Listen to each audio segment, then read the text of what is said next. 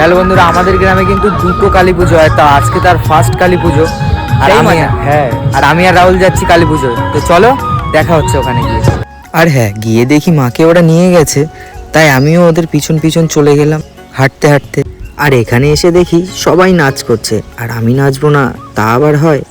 তো আমিও একটু নেচে নিলাম।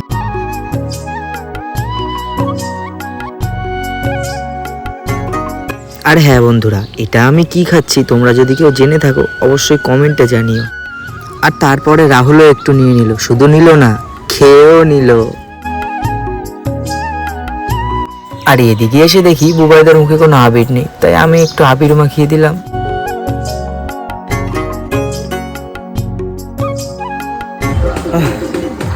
তো বন্ধুরা নাচতে নাচতে কিন্তু হাঁপিয়ে গেছি আমি, আর ওর জন্য একটু সামনে এসে বসছি, আর পিছনে দেখো মা আছে। তো আবার কিন্তু দেখা হচ্ছে পরের কোনো মিনি ব্লগে, ততক্ষণের জন্য টাটা।